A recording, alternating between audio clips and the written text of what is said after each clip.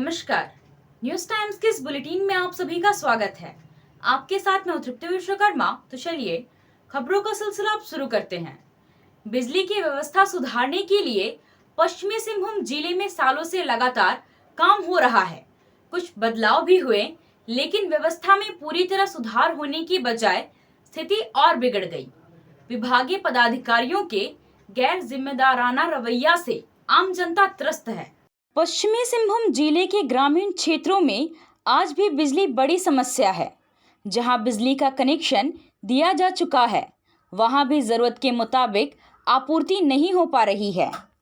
ग्रामीण क्षेत्रों की बात तो दूर, शहरी क्षेत्रों में बिजली आपूर्ति अक्सर प्रभावित रहती है।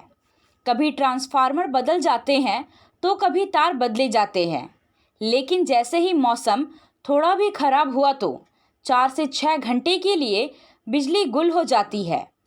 मौसम ज़्यादा खराब होने पर तो कभी-कभी पूरे दिन या 2-3 दिनों तक बिजली आपूर्ति बाधित हो जाती है और लोग परेशान रहते हैं। चाईबासा में बिजली व्यवस्था निर्बाध आपूर्ति होती है, लेकिन जरा भी आंधी पानी कुछ भी होता है तो 3-4 घंटे के लिए शटडाउन हो जाता है। यह कारण समझ में नहीं आता है और ये समझ से परे भी है। केबलिंग का कार्य बड़ी बाजार फीडर तक में हो चुका है। सदर बाजार फीडर का आज तक केबलिंग का कार्य पूरा नहीं हुआ।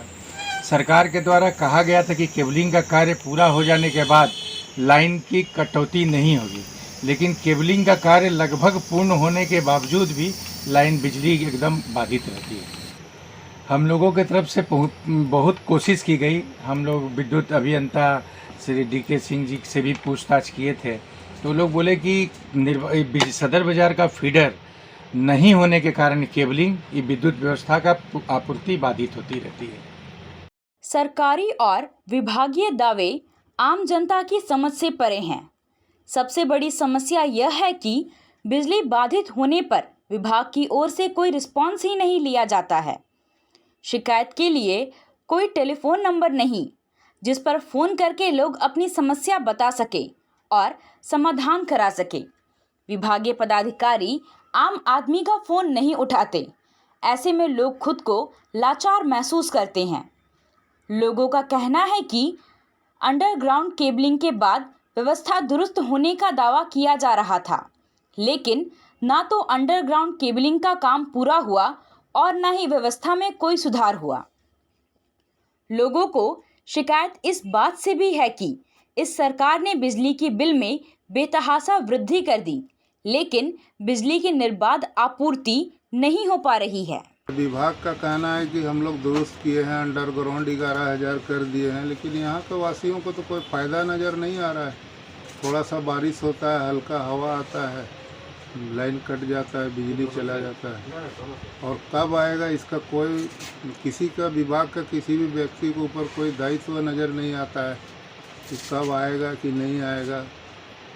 और विद्युत दर जिस तरह से बढ़ रहा है, जितना कड़ाई से ये लोग उपभोक्ता से पैसा वसूल रहा है, उस हिसाब से तो सेवा है नहीं यहाँ पर बिजली की व्यवस्था के नाम की कोई चीज़ नहीं है। आप कभी कभी देखते होंगे कि किसी मोहल्ले का या किसी शहर का कोई भी बिजली से संबंधित कोई समस्या हो, जो वहाँ का PNT नंबर है और वहाँ के JE और वहाँ के जो सहायक अभियंता हैं, फ़ोन करने से फ़ोन उठाते भी नहीं है। यह सबसे बड़ी समस्या आम जनों को यहाँ हम लोग को दिखाई देता है। और जो आम नागरिकों को कभी कभी नंबर जारी किया जाता है, वो मैं देख रहा हूँ कि बीते कई वर्षों से वो नंबर भी जारी करना बंद कर दिया गया है कि बिजली की समस्या हो तो इस नंबर पर आप संपर्क करके अपनी बातों को रख सकते हैं। और एक सबसे बड़ा समस्या हम लोग दिखता है कि यहाँ अगर थोड़ा सा भी पानी आने लगे या थोड़ा सा हवा चलने लगे तो तुरंत बिजली विभाग लाइन काट देता है। और जब पानी छूट जाए, हवा पानी बंद हो जाए, उसके बाद फ़ोन करने से बोलते हैं कि प्रयास कर रहे हैं। और सरकार ने तो कहा था कि हम बिजली बिल माफ़ करेंगे, लेकिन बिजली बिल की बढ़ोतरी कर दी गई है। यह आम जनता पर एक बोझ देने का काम यहाँ की सरकार कर रही है। बिजली विभाग के सहायक अभियंता गौतम राणा का कहना है कि बिजली की आपूर्ति पर्याप्त मात्रा में होने पर वितरण सही ढंग से हो पाता है और फिलहाल स्थिति ठीक है। पुराने तार को बदलने के लिए और कृषि लाइन अलग करने के लिए DPR बनकर विभाग को भेजा गया है। सदर बाजार में अंडरग्राउंड केबलिंग के कार्य को स्वीकृति मिल गई है। यह सब कार्य पूर्ण होने से व्यवस्था और बेहतर हो जाएगी। मौसम खराब होने पर बिजली बाधित होने के सवाल पर उन्होंने कहा कि चाईबासा में पेड़ कटिंग मशीन और ट्रांसफार्मर ट्रॉली की बेहद आवश्यकता है। यह दोनों व्यवस्था होने से निर्बाध बिजली की आपूर्ति संभव है। सबसे पहले ये हम लोगों को जानना होगा कि आविष्कारों में एक बिजली एक ऐसा आविष्कार था जिससे आम जन अपने जीवन को सुविधापूर्वक जी रहे हैं। ऐसी परिस्थिति में चाईबासा जो कि जिला मुख्यालय है, यहाँ पे बिजली की आपूर्ति जो बाधित रहती है, देखा जाता है अमूमन जब मौसम खराब होता है या बारिश होती है तो तुरंत बिजली काट दी जाती है। जैसा समाचार पत्रों के माध्यम से, सोशल मीडिया के माध्यम से पता चला था कि चाईबासा में अंडरग्राउंड केबलिंग होगी, अब हवा पानी अगर चलेगी तो बिजली में बाधा नहीं उत्पन्न होगी। बच्चों को पढ़ने की समस्या, किसी फैक्ट्री में बिजली आपूर्ति न होने की वजह से उनका काम रुक जाना, ये समस्या अब लगता है कि हम लोगों को अपने जीवन में उतार लेना चाहिए कि चाईबासा में रहना है तो बिना बिजली के रहना होगा। हम लोग अपने स्तर से लगातार प्रयास करते रहे हैं कि बिजली विभाग के अधिकारियों से संपर्क साधा जाए, लेकिन ये चाईबासा का हर एक जनमानस जानता है कि उनके जो नंबर्स हैं वो भी शेयर नहीं किए जाते हैं। अगर आप किसी व्हाट्सएप समूह में अगर डालें तो नंबर भी उनका उपलब्ध नहीं होता है। और बिजली के जिस हिसाब से दरें जो बढ़ाई जा रही हैं उस हिसाब से सुविधा प्रदान नहीं की जा रही है। इनको एक टोल फ्री नंबर या ऐसा कुछ जनरेट करना चाहिए जिससे आम जनमानस अपनी समस्याओं को उनको अवगत करा सकें और त्वरित कार्रवाई होनी चाहिए, क्योंकि बिजली जितनी महत्वपूर्ण चीज़ हो गई है। आप अगर सेलफोन यूज़ करते हैं तो सेलफोन चार्ज नहीं कर सकते हैं। आपके घर में अगर बच्चे पढ़ाई करना चाहें तो बिजली के अभाव में नहीं हो पाता है। प्रतिष्ठित और अधिक आय वर्ग के लोगों के पास में देखा गया है कि बिजली की वैकल्पिक व्यवस्था इन्वर्टर या जनरेटर के माध्यम से है, लेकिन हर इंसान के घर में मुझे नहीं लगता है कि इन्वर्टर और जनरेटर की व्यवस्था होगी। बिजली आज के दिवस में एक मौलिक अधिकार है किसी भी नागरिक का, वो उसे संपूर्ण रूप से मिलना चाहिए। ग्रामीण क्षेत्रों में कैसे? ग्रामीण क्षेत्रों में तो चूंकि आना जाना उतना नहीं होता है, लेकिन देखा गया है कि अगर मैं रात में अगर अपने किसी स्टाफ को फ़ोन करूं जो गांव में रहता है तो उससे अंधेरे में ही बात करनी पड़ती है। कारण अगर वीडियो कॉल अगर उसको करें या कुछ दिखा के उसे पूछना भी हो तो वो नहीं पूछ पाते, क्योंकि वो अंधेरे में ही रहता है। चूँकि बिजली अगर यहाँ से आपूर्ति की जा रही है, यहाँ पे पावर ग्रिड भी आंचू में स्थापित है, बावजूद उसके चाईबासा और इसके आसपास क्षेत्रों में जिस तरह से 24 घंटे निर्बाध बिजली मिलनी चाहिए वो नहीं मिल रही है। पश्चिमी Singhbhum chamber of commerce and industries के अध्यक्ष राजकुमार ओझा, खान एवं भूतत्व समिति के चेयरमैन छोटेलाल गुप्ता, खास महल एवं लीज समिति के चेयरमैन इम्तियाज खान, चक्रधरपुर के प्रदीप भगेरिया एवं विकास गुप्ता के नेतृत्व में चक्रधरपुर अनुमंडल में सदस्यता अभियान चलाया गया। 20 नए सदस्यों ने सदस्यता ग्रहण की। इस क्रम में सभी व्यवसायियों को चेंबर से जुड़ने में होने वाले लाभ के बारे में बताया गया। साथ ही चेंबर की ओर से नए नए उद्योग लगाने के बारे में बताया गया। इसमें जितनी भी चेंबर के तरफ से सहायता हो सकेगी की जाएगी। चेंबर के पदाधिकारियों ने कहा कि उद्योग विभाग की भी सहायता ली जाएगी और नए उद्यमियों को ट्रेनिंग देकर नए उद्योग स्थापना के लिए प्रोत्साहित किया जाएगा। साथ ही बैंक के द्वारा सभी छोटे छोटे उद्यमियों को ऋण की भी व्यवस्था की जाएगी। आया आया नीलम शू में स्कूल का पोशाक, लड़का लड़की छोटा बड़ा मिलेगा हर नाम। नीलम शू, जी हाँ, नीलम शू का वादा, दाम कम मजबूती ज्यादा। नीलम शू, राजाबाड़ी गली, सदर बाजार, चाईबासा। आया आया नीलम शू में स्कूल का पोशाक, लड़का लड़की छोटा बड़ा मिलेगा हर नाम। नीलम शू लेकर आया है सभी स्कूलों का स्कूल ड्रेस। डीएवी स्कूल, संत जेवियर स्कूल, जिला स्कूल, एसपीजी मिशन, संत विवेका, रुंगटा, स्कॉट स्कूल इत्यादि के school dress, school bag, school जूते, मोजे, स्कूल बेल्ट, टिफिन बॉक्स इत्यादि उत्तम क्वालिटी के किफायती दामों में उपलब्ध है। तो अवश्य पधारें नीलम शू, राजाबाड़ी गली, सदर बाजार, चाईबासा। जी हाँ, नीलम शू का वादा, दाम कम मजबूती ज्यादा। आया आया नीलम शू में स्कूल का पोशाक, लड़का लड़की छोटा बड़ा मिलेगा हर नाम।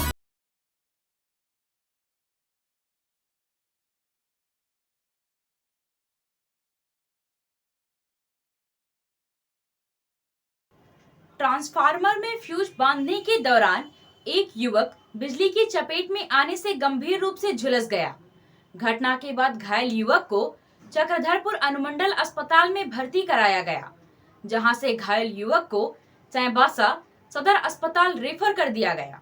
चक्रधरपुर प्रखंड के सिलफोड़ी पंचायत के जेनाबेड़ा गांव में बिजली नहीं होने के कारण 25 वर्षीय मंगल मुंडारी ट्रांसफार्मर में चढ़कर फ्यूज बांधने लगा। उसी दौरान बिजली आने से युवक उसकी चपेट में आ गया और वह बुरी तरह से झुलस गया।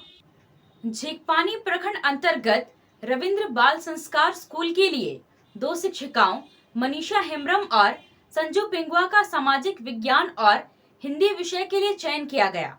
शिक्षिकाओं का चयन कमार हाथू मस्कल लाइब्रेरी भवन में साक्षात्कार के द्वारा किया गया। चयनित दोनों शिक्षिकाएं MA प्रशिक्षित हैं। रविंद्र बाल संस्कार स्कूल में नर्सरी से 6ठी तक कक्षाएं संचालित होती है, जिसमें 8 शिक्षक शिक्षिकाएं हैं। स्कूल में कृषि एवं बागवानी से संबंधित व्यवहारिक शिक्षा और कंप्यूटर का ज्ञान दिया जाता है। साक्षात्कार पैनल में स्कूल के निदेशक सिकंदर बिडुउली, जवाहरलाल बांकिरा, तिलक बारी, विमल किशोर बोईपाई, कृष्णा देवगम और जगन्नाथ हेम्ब्रम शामिल थे।